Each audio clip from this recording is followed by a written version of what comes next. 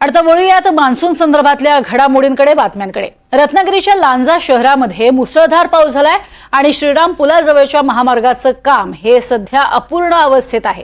त्याचा मोठा फटका हा आजूबाजूच्या परिसरातल्या नागरिकांना बसलाय।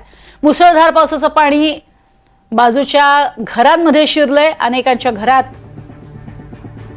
मध्यरात्रीच्याच वेळी हे पाणी शिरल्यामुळे अर्थातच नागरिकांची तारांबळ उडाली। पाण्याचा निचरा करण्यासाठी कोणतीही उपाययोजना नसल्याने नागरिकांच्या घराचं प्रचंड नुकसान झालंय।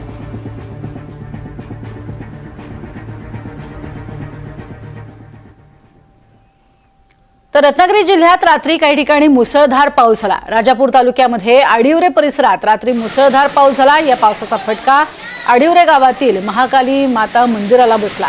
महाकाली मंदिराच्या आवारात पहिल्यांदाच इतक्या मोठ्या प्रमाणात पाणी साचलेलं होतं। मंदिराचा संपूर्ण परिसर हा जलमय झाला होता आणि पहिल्यांदाच मंदिरामध्ये इतक्या मोठ्या प्रमाणात पाणी आलं, त्यामुळे ग्रामस्थ सुद्धा अचंबित झालेले होते। तर मंदिराच्या आजूबाजूचा परिसर आणि रस्ते जलमय झालेले होते। काही घरांमध्ये दुकानांमध्ये पाणी शिरलं आणि त्यामुळे ग्रामस्थांना रात्र जागूनच काढावी लागली।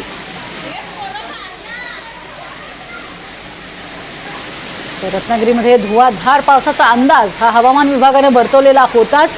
13 तारखेपासून धुवाधार असा पाऊस हा 17 तारखेपर्यंत असेल असा हवामान विभागाचा अंदाज आहे आणि त्याप्रमाणे जोरदार पावसाच्या सरी इथे कोसळत आहेत।